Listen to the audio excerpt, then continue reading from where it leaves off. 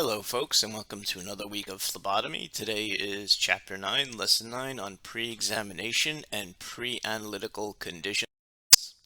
The objectives of this week are 1. To demonstrate basic knowledge of the pre-examination, pre-analytical variables that influence laboratory test results, define associated terminology, and identify the tests most affected by each one variable. Number 2, discuss problem areas associated with site selection, including various vascular access sites and devices, and explain what to do when they are encountered. And number 3, describe how to handle patient complications and conditions pertaining to blood collection. Address procedural errors, risks, and specimen quality concerns, and analyze reasons for failure to draw blood.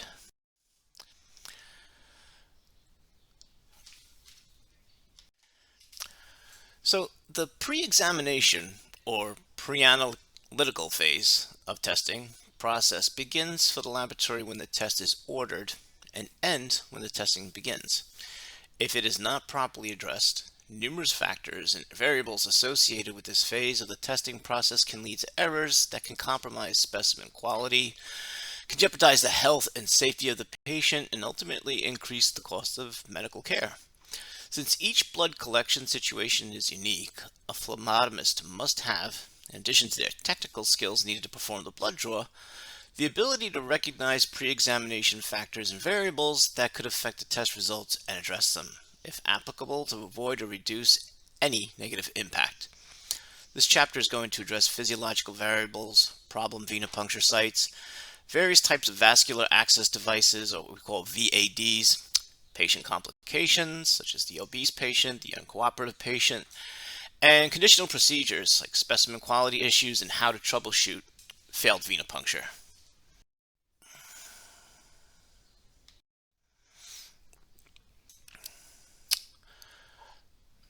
So most tests are performed to confirm health or to screen for, diagnose, or monitor disease.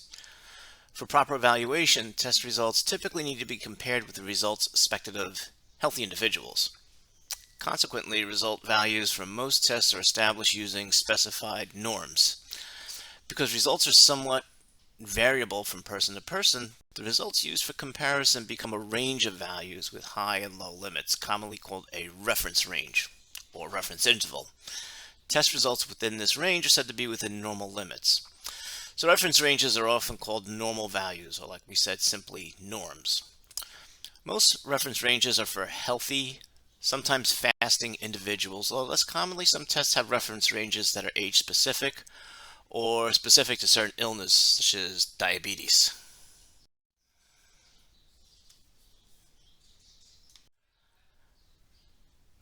Now, some tests occur in reference to what we call the basal state. The basal state refers to the resting metabolic state of the body early in the morning after fasting for approximately 12 hours.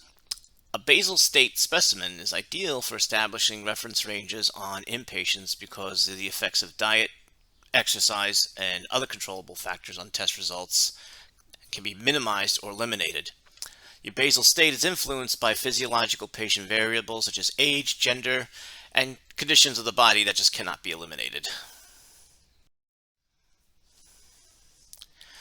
This following slide here shows a whole host of variables that can affect certain types of blood tests. Too numerous for us to go into detail here, so you will not be required to commit all of these to memory, at least not at this point in time.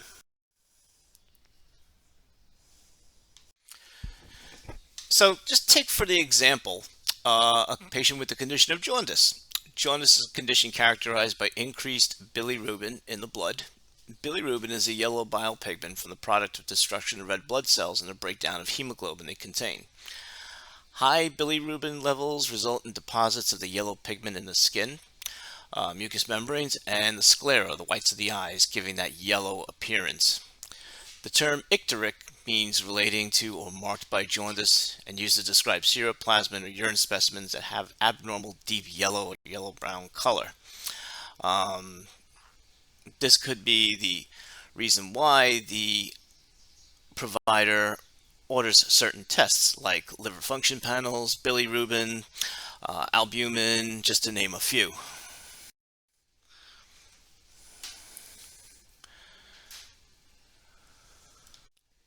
So there could be many situations or patient conditions that can prove to be problematic for the phlebotomist. Take, for example, burns, scars, and tattoos. You want to avoid burned, scarred, and tattooed areas. Veins may be very difficult to palpate or penetrate in burned and scarred areas.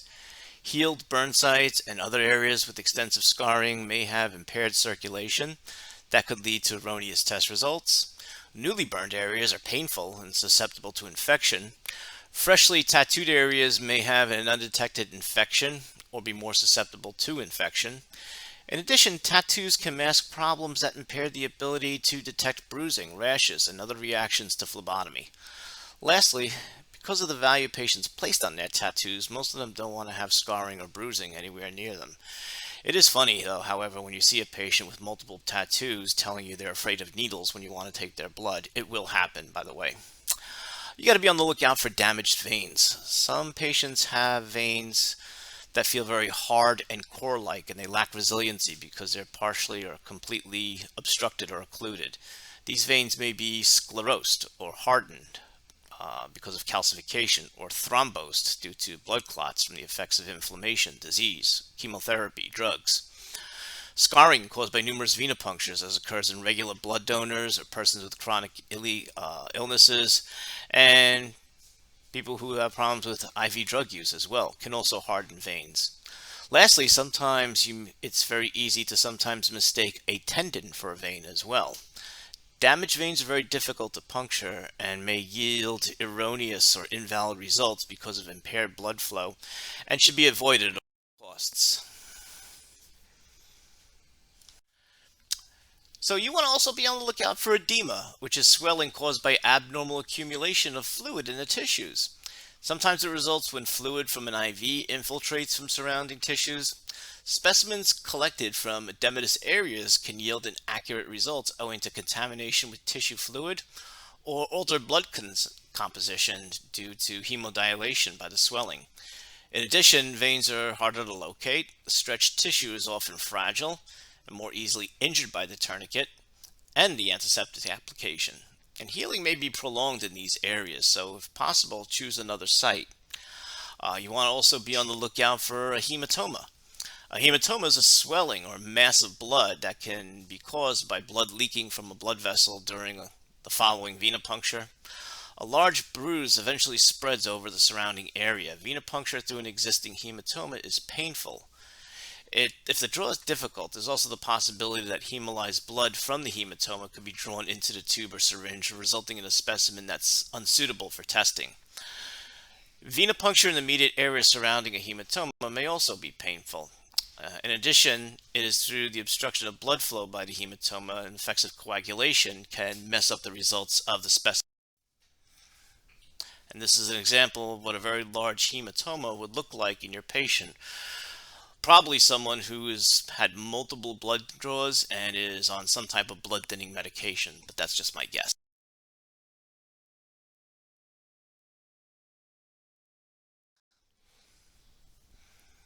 Here are some other examples of hematomas resulting from venipuncture. These are very difficult to work around. The one on the left side, you may be able to find an alternate site. The one on the right side, you're probably best off choosing another arm.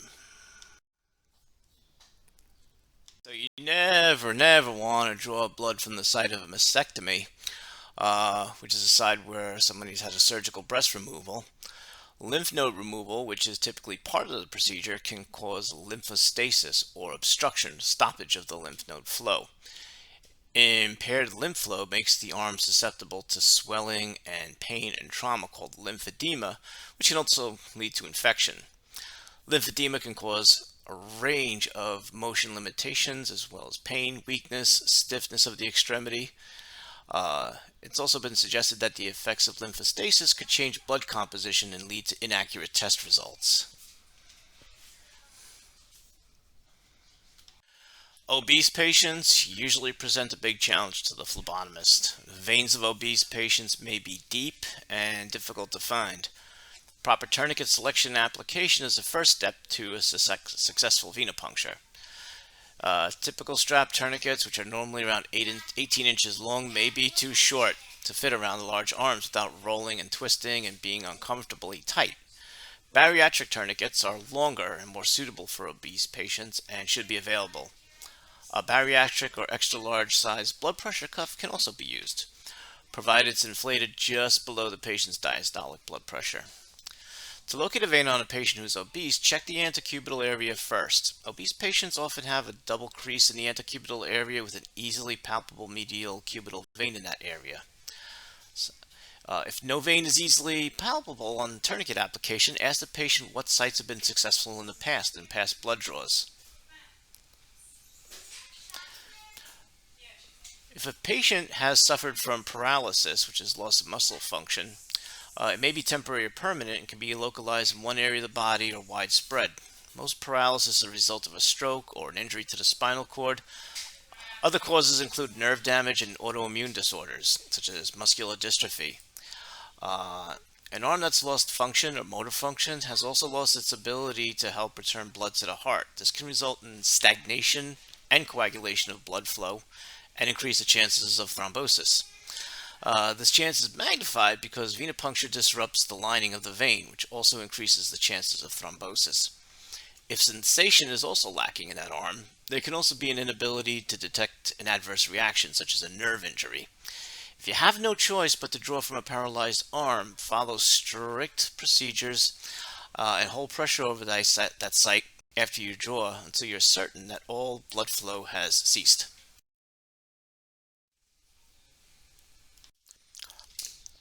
A patient with vascular access devices can be particularly challenging for the phlebotomist.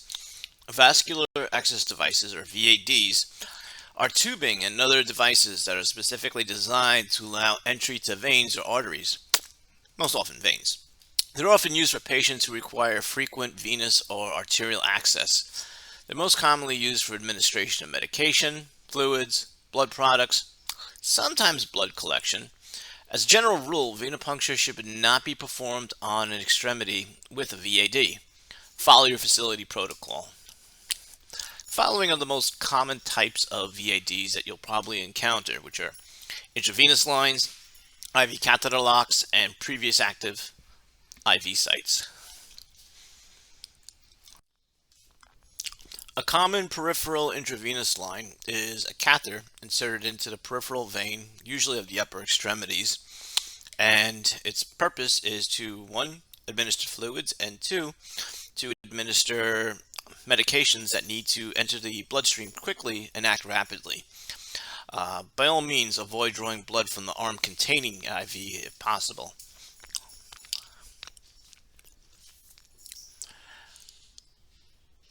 It's preferred that the blood specimens not be drawn from an arm with an IV because they can be contaminated or diluted with IV fluid and cause erroneous test results. This is especially true if the specimens are drawn above the IV. When a patient has an IV in one arm, collect blood specimens from the other arm, if at all possible.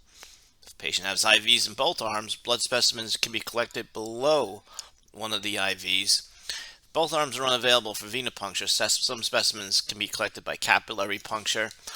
If these aren't options, then you obviously have to consult with your supervisor or the nurse or physician in charge.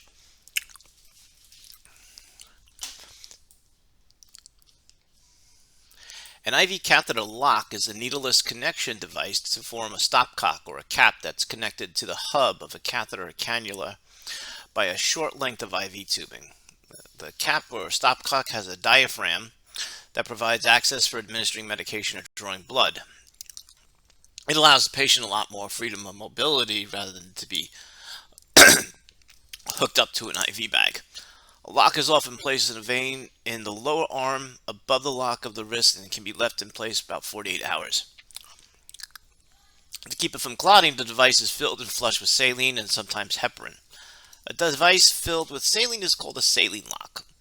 One filled with heparin is called a heparin lock or hep lock. Risks associated with using heparin and its higher costs have resulted in saline locks being the most common type and most commonly used. So, Heparin readily adheres to surfaces, therefore it's difficult to remove all traces of it. Consequently, a 5 ml discard tube should be drawn first when blood specimens are collected from a hep lock or a saline lock that's been flushed with heparin. Drawing coagulation specimens from is also not recommended because traces of heparin or dilution of saline can negatively affect test results. Now, previously active IV sites present a very high potential source of error in testing. Never collect blood specimen from a known previous IV site within 24 to 48 hours after the time the IV was continued. Follow your facility protocol at all times.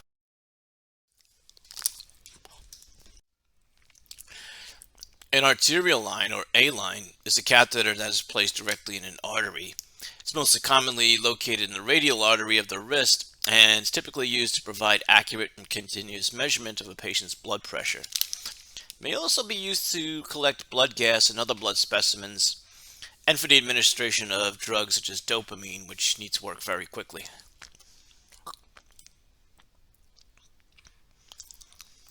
An atriovenous shunt, or AV shunt, is a permanent surgical connection of an artery and a vein. Shunt means to move or force. An AV shunt bypasses the capillary and forces arterial blood directly into a vein. A shunt created for dialysis use commonly joins the radial artery and cephalic vein above the wrist on the underside of the arm. A dialysis shunt created by direct permanent fusion of the artery and the vein is called an AV fistula and is visible as a large bulging section of a vein. A fistula has become the most common type of shunt used for dialysis. If the shunt was created using a piece of vein or tubing from a loop from the artery to the vein so it can be seen under the skin, it's called an AV graft. When you palpate it, a shunt has a distinctive buzzing sensation called a thrill. It's like a little vibration as a result of the pressure of the arterial blood flow meeting the passive flow of the vein.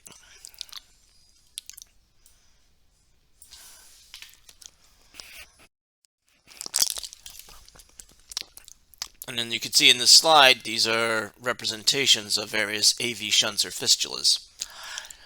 You should always avoid drawing samples from these sites unless it's a dire emergency and directly ordered to by your supervising provider.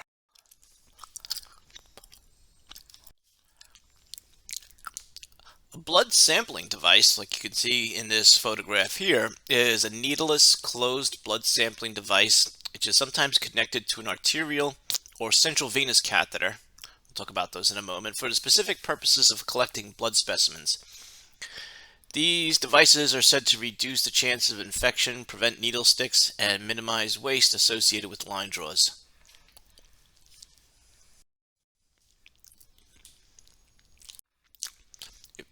If you work in an inpatient setting, you may deal with multiple patients that have central vascular access devices, or CVAD, also called an indwelling line. And these consist of tubing inserted into a main vein or artery, usually the subclavian vein, but there can be other sites as well. CVADs are used primarily for administering fluids and medications, monitoring pressures, and drawing blood. A CVAD is practical for patients who need IV access for an extended period of time, and especially beneficial for patients who don't have very accessible peripheral veins.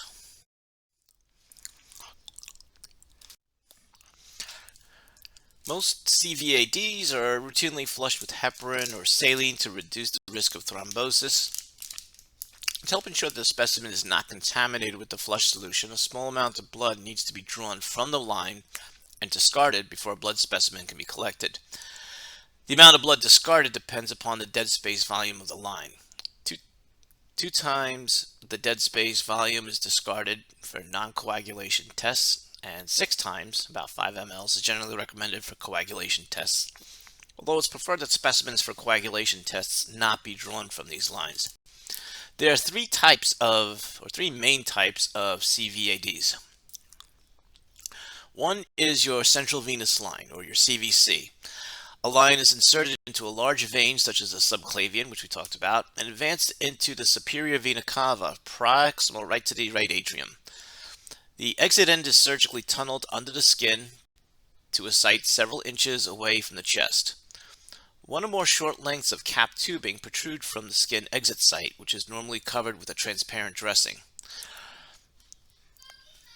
An implanted port is a small chamber attached to an indwelling line that is surgically implanted under the skin, most commonly located in the upper chest or arm. This device is located for palpating the skin and accessed by inserting a special needle through the skin into the self-sealing septum of the chamber. The site is not normally covered with a bandage when not in use. A peripherally inserted central catheter line, or PICC line, is a line inserted into the peripheral venous system, although a little deeper than most, mostly in the extremities, and then threaded into the central venous system, the main veins leading to the heart. It does not require surgical insertion and is typically placed in the antecubital vein just above, below, or in the antecubital fossa.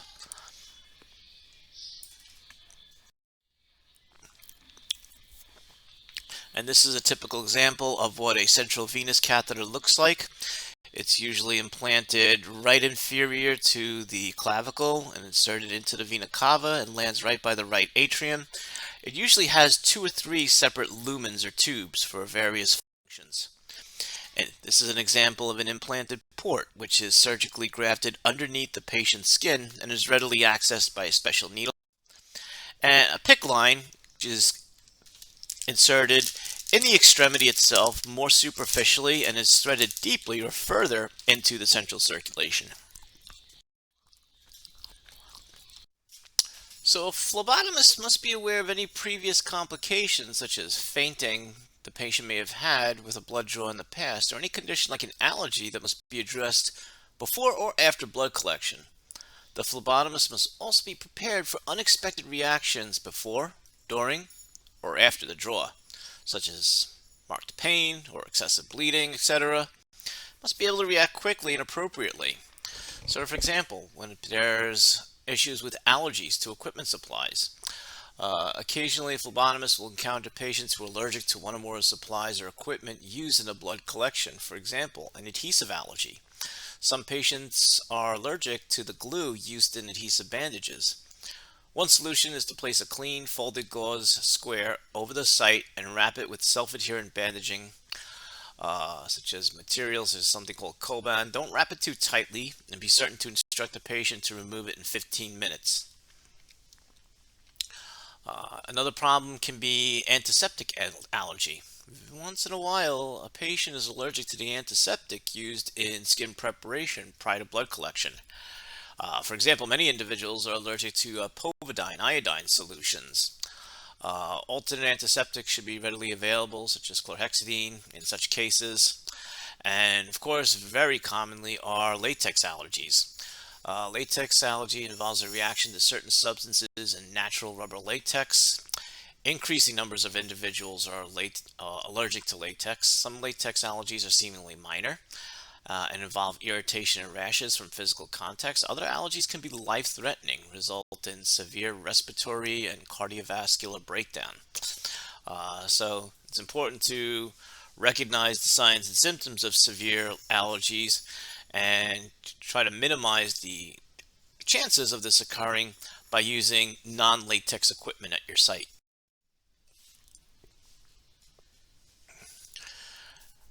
Normally, a patient will stop bleeding from the venipuncture within a few minutes. Some patients, however, particularly those on aspirin or other anticoagulant therapy, may take longer to stop bleeding. Always maintain pressure over the site until the bleeding stops. If the bleeding continues after 5 minutes, notify the appropriate personnel. Never discharge your patient if the bleeding is still active. There are occasions where a patient may faint at either the sight of the needle or the sight of their own blood, or just from the minor pain of the venipuncture itself. The medical term for fainting is called syncope, and it's described as loss of consciousness and ability to hold an upright posture, what we call postural tone, resulting in insufficient blood flow to the brain. It can last for a few seconds to as long as a half hour. Any patient that has the potential to faint before, during, immediately following, or shortly after venipuncture, Some patients become faint just at the thought of the blood draw. Things like hypoglycemia, fatigue, anemia, dehydration, heat exhaustion can all cause even more complications with this. So anticipate this ahead of time. Before beginning a venipuncture, routinely ask patients if they've had a problem with fainting. The patient has felt faint prior in the past. Keep them in a flat, recumbent position. Don't have them sitting up, and have all resuscitation equipment available just in case for the worst case scenario.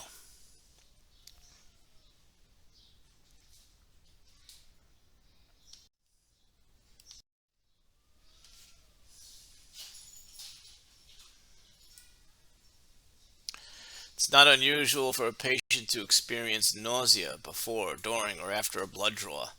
Patient may state that he or she feels nauseous and shows signs that they're similar to fainting, such as becoming pale or sweaty on the forehead. Don't attempt a blood draw until this experience all subsides. Discontinue the blood draw if it's in progress. Reassure the patient, make them as comfortable as possible. A feeling of nausea often precedes vomiting, so it's a good idea to have the patient have an emesis basin or a bucket to hold as a precaution. Ask the patient to take slow, deep breaths.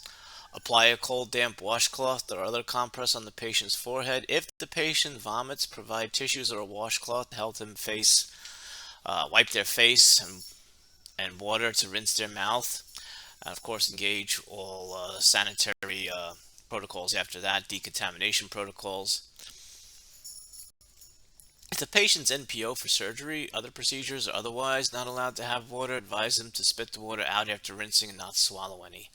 Notify the nurse, physician, or appropriate supervisor if this happens. Now, of course, just like anything, all venipunctures are going to result in a small amount of pain, and it's normally to be expected. Um, Try to put your patient at ease before blood collection, help them relax, which can make the procedure less painful. Never tell a patient, especially a pediatric patient, that a venipuncture is not going to hurt, but warn the patient prior to needle insertion to help them avoid a startle reflex. Make sure the alcohol is completely dried prior to inserting the needle to avoid that stinging sensation.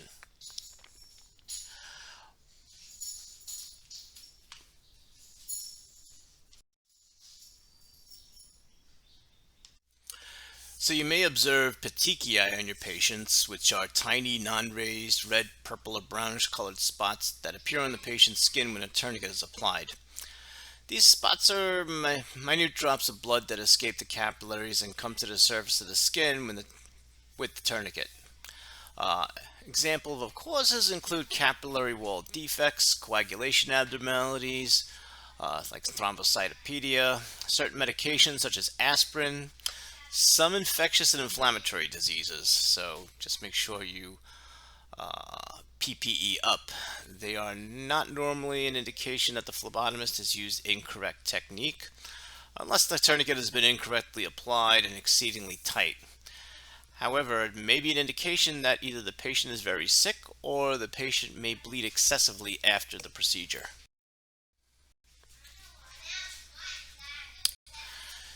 And the scary thing is sometimes seizures have been known to occur during venipuncture, although there's no evidence that they can be caused by venipuncture.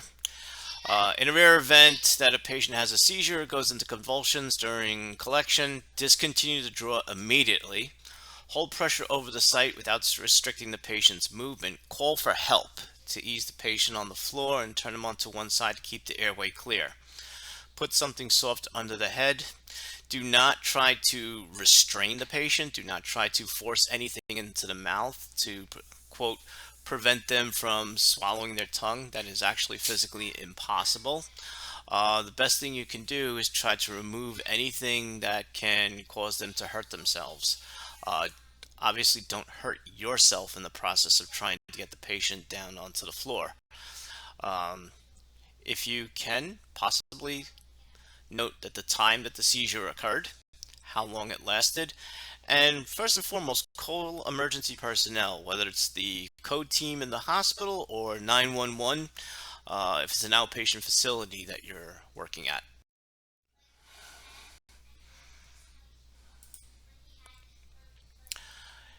Hematomas have been known to form, unfortunately. These are because venipuncture is an invasive procedure and there are risks involved when it's performed. A competent phlebotomist is aware of the risk, prevents some of the problems from happening, or quickly address those that occur to prevent the problem from getting worse. So, for example, a hematoma. Hematoma is a formation is most commonly occurs It's the most common complication of venipuncture. It's caused by blood leaking into the tissues during or following venipuncture and is identified by rapid swelling at or near the venipuncture site. A hematoma is painful. The patient typically results in unsightly bruising and makes the site unacceptable for subsequent blood draws. Continuing to draw blood while a hematoma is forming risks injury to the patient, as hematomas and large areas of pooled blood with the arm can cause compression injuries to nerves and leads to lawsuits. It also causes erroneous specimens as well. Iatric anemia, or iatric is an adjective to describe an adverse condition brought on by the effects of treatment. Blood loss through blood removed for testing is called iatrogenic blood loss. Removing too much blood on a regular basis can lead the person to become anemic. Life is usually threatened if greater than 10% of blood volume is removed at once. And also, you always want to try to avoid an inadvertent arterial puncture. It's rare when proper procedures are performed. It's most associated with deep or blind probing, especially in areas near the basilic vein, which is close to the brachial artery. You'll notice an arterial puncture by a pulsating flashback of blood into the chamber of your filling device. If this is the case, immediately remove the blood drawing device and quickly apply direct pressure to the site for at least 5 minutes.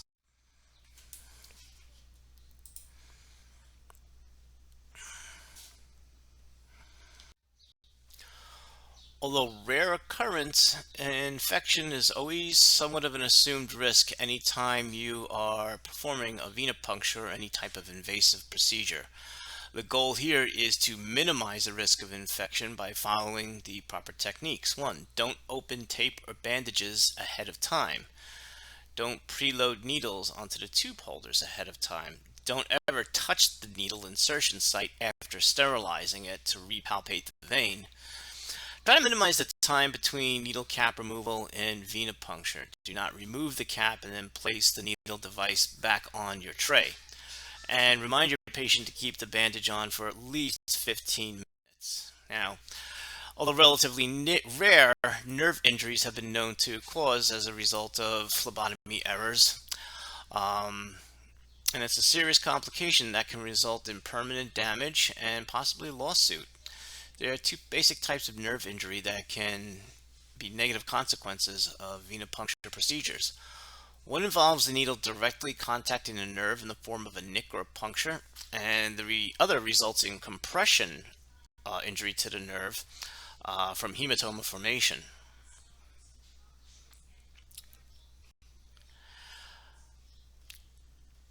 A nick or puncture to a nerve is usually the result of poor technique, improper site or vein selection, inserting the needle too deeply or quickly, excessive lateral redirection or fishing of the needle, or just blind probing while attempting venipuncture. Another cause can be startle reflex movement by the patient who's not been warned of the imminent needle insertion.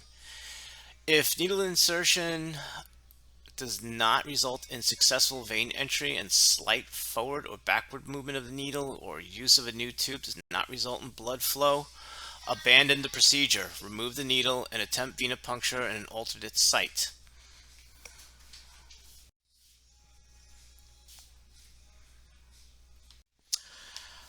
Sometimes, in rare instances, it's possible for blood to reflux or flow back into the patient's vein from the collection tube during the venipuncture procedure.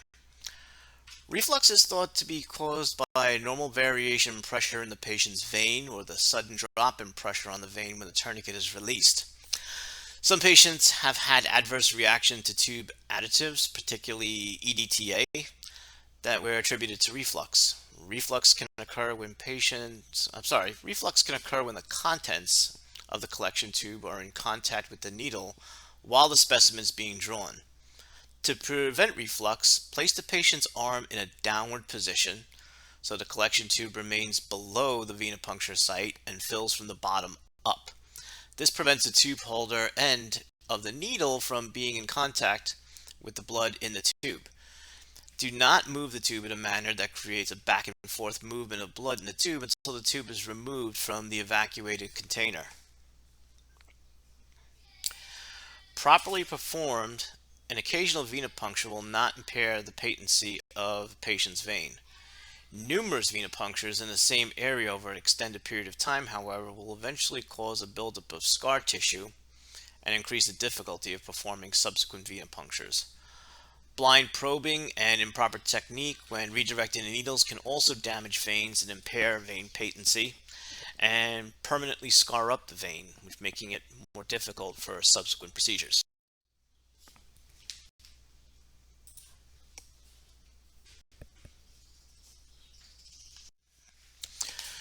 So the quality of a blood specimen can be compromised by improper collection techniques. A poor quality specimen will generally yield poor quality results, which can affect the patient's care. Because it's not always apparent to the phlebotomist or testing personnel when the quality of a specimen has been compromised, it's very important for the phlebotomist to be aware of the following pitfalls of collection. First one would be hemoconcentration, decrease in fluid content of the blood. Tourniquet application causes localized venous stasis or stagnation of normal blood flow. In response, some of the plasma and filterable components of the blood pass through the capillary walls into the tissues. This results in a more hemoconcentrated or a thicker blood sample, a decrease in the fluid content of the blood with subsequent increase in non-filterable large molecules or protein-based blood components such as red blood cells. Other abnormally increased analytes include albumin, ammonia, calcium, cholesterol, coagulation factors, enzymes, etc. Changes that occur within 1 minute of tourniquet applications are slight. However, prolonged tourniquet application can lead to these changes. Hemolysis is another very common error which can lead to poor specimen quality.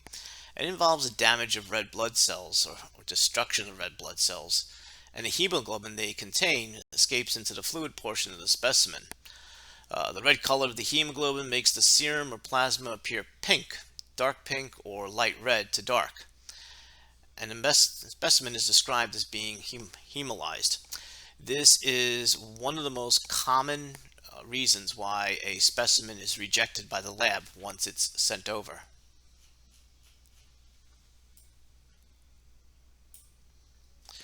Hemolysis can also erroneously elevate certain analytes, especially potassium. Hemolysis also elevates ammonia, catecholamines, CPK, and other enzymes. One of the most common procedural errors that can cause hemolysis is drawing blood through an IV valve, which is particularly prevalent in emergency departments.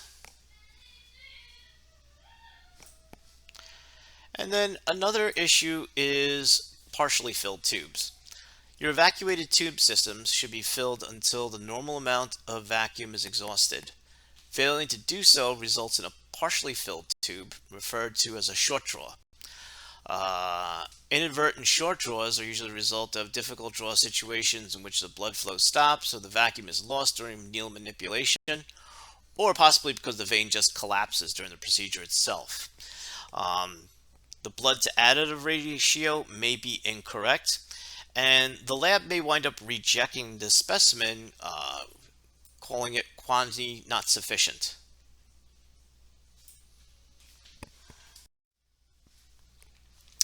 Specimen contamination is typically inadvertent and generally the result of improper technique or carelessness, such as allowing alcohol, fingerprints, baby powder, or urine from wet diapers to contaminate newborn screening forms of specimen, leading to specimen rejection.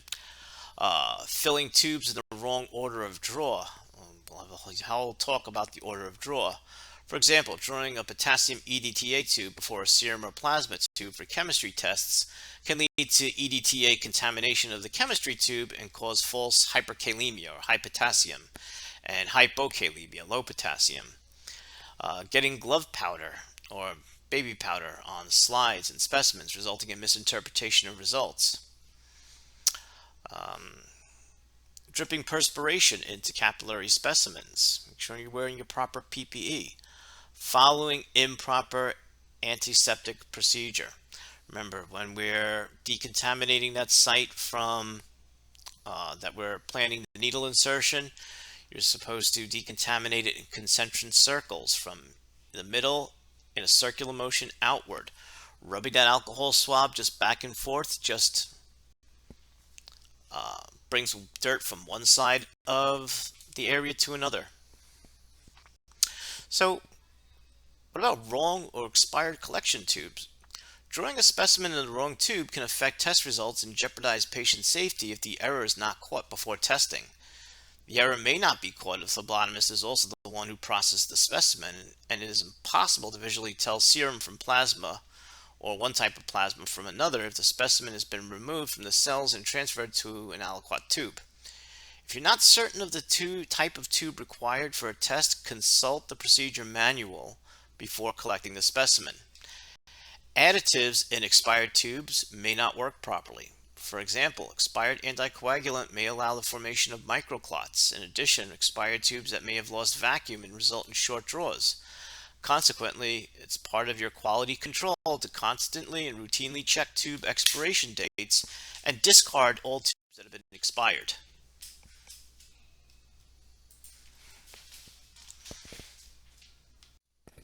So there can be a number of reasons why there's a failure to properly draw a venipuncture sample can occur, usually due to procedural errors. Being aware of these errors and knowing how to correct them may determine whether you obtain blood on the first try or you must repeat the procedure, which no patient is ever going to like. If you fail to obtain blood after inserting the needle, stop all needle movement, remain calm so you can clearly analyze and assess the situation and correct the problem, which could be a number of different situations. It could be a result of tube position. Tube position is important. Check the tube to see that it's properly seated and the needle in the tube holder has penetrated the tube stopper.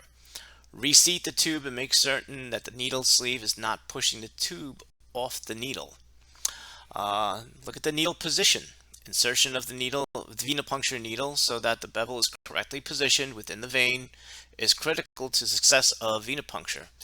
If the needle or bevel is incorrectly positioned, blood may not flow into the tube or syringe properly or at all.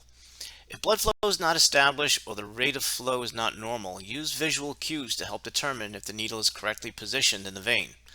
Some problems are harder to discern than others. Eliminate any that you can and try to remedy for the others to see if one works. Make all needle adjustments slowly and precisely to avoid injuring the patient.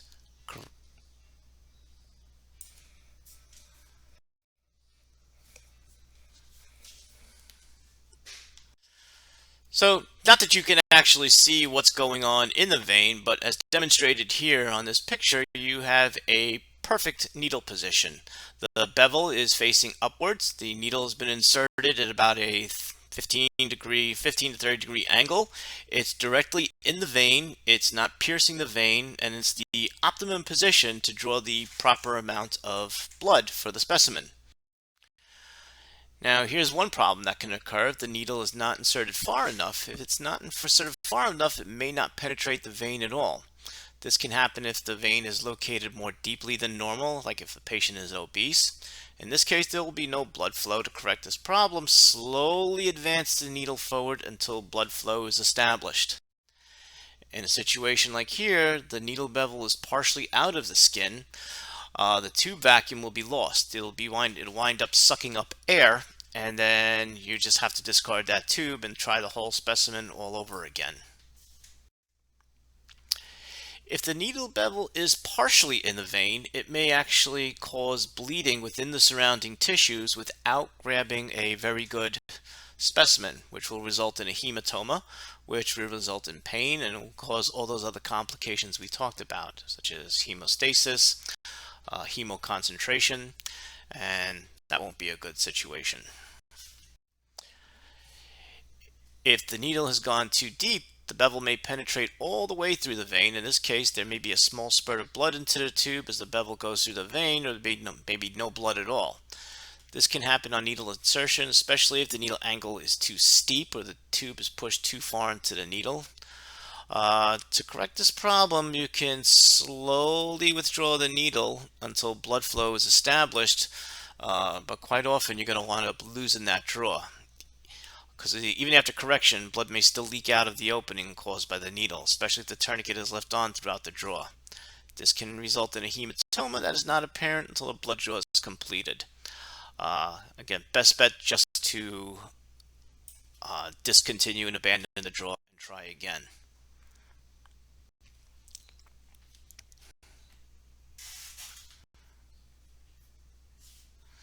So once again here, the needle bevel has gone completely through the vein, probably because of nerves, too much aggression. No blood flow will be obtained. Again, that happens. You can slowly try to withdraw the needle until you get some blood flow. Do not fish around, and don't probe for an extended period of time. Sometimes in these weird tortuous veins, especially in your diabetics, the bevel can be placed up against the vein wall. Blood flow can be impaired if the needle bevel is up against the wall of the vein. This can also happen if the needle angle is wrong.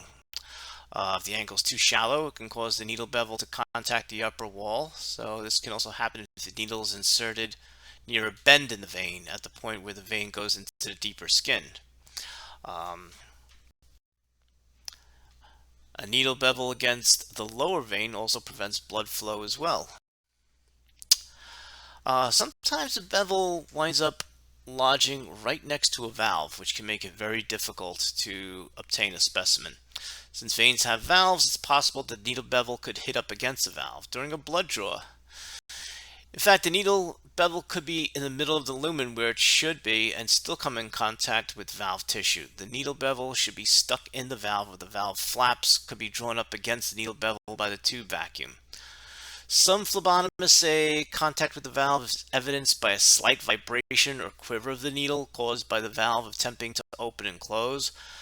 This is a very sensitive observation, probably made by the most experienced phlebotomists who've had a long time doing this. This situation must be corrected quickly, or the valve could be damaged and cause the veins to collapse. If you're certain the needle is in the vein and no blood is flowing to the tube, this could be the problem, even if you don't sense the needle quiver or vibration. The problem's corrected much like when the bevel is up against the vein wall. Remove the tube from the needle in the holder and release the vacuum. Pull on the valve tissue so to pull the needle slightly back. Advance the tube back into the needle. If the blood flow is not established, the needle may still need to close, and the valve in the vacuum pull the tube, draws out of the valve back onto the needle. In any case, if it doesn't work, abandon the procedure and try again. Here's a situation where the needle has just completely missed its target and has lodged next to a vein. This can occur when there's not a lot of good connective tissue anchoring that vein, especially in your elderly patients where the veins roll, flip around, or you don't have good technique as far as capturing and stabilizing that vein.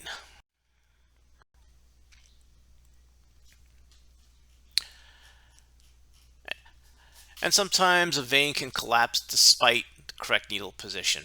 When a vein collapses, the walls draw together temporarily, shutting off blood flow. This can happen if the vacuum draw of a tube or the pressure created by pulling the syringe plunger is too much for the vein to accommodate. A vein can also collapse if the tourniquet is tied too tightly or too close to the venipuncture site. In this case, blood cannot be replaced as quickly as it's withdrawn, causing the vein to collapse. In addition, some veins are just so fragile that they can easily collapse, especially in your elderly patient. a clue that a normally visible vein is collapsed as it disappears as soon as the tube is engaged or when the tourniquet is removed. If the ends of the tourniquet are lying over the arm, grasp them with your free hand and twist them together to reintroduce the pressure.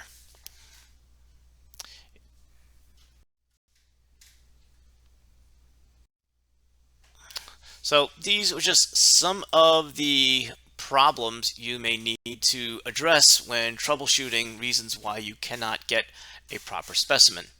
So go over it all in the textbook, go over some of the videos that we will be posting on Blackboard. And in general, let's just go back and recap some of the competencies that should be met in this week's lesson and chapters. 4.4, list the general criteria for susceptibility of a specimen for analysis and reasons for specimen rejection or recollection, some of which may be hemolysis, hemoconcentration. Describe substances that can interfere in clinical analysis of blood constituents and ways in which these phlebotomists can help to avoid these occurrences. Most importantly, sticking with the order of the draw. 6.1, identify potential sites for venipuncture and capillary dermal puncture. List the effects of tourniquet, hand squeezing, and heating pads on specimens collected by venipuncture and capillary puncture. One thing we didn't mention is that if you have a hard time finding a vein or an adequate site, sometimes putting a moist warm compress on a site like the AC region will cause the veins to dilate, as heat often does, and make the vein more visible and palpable to obtain the specimen. Explain the causes of phlebotomy complications, which we've just done for the last 30 minutes or so.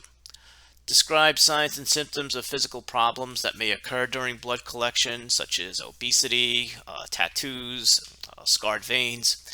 And then finally, identify and report potential pre-analytical errors that may occur during specimen collection, labeling, transporting, and processing. And don't be afraid to engage help, whether it be from the charge nurse, the ordering physician, or your supervisor at the facility. And with that, have a great week, study hard, and we will see you next time. Take care.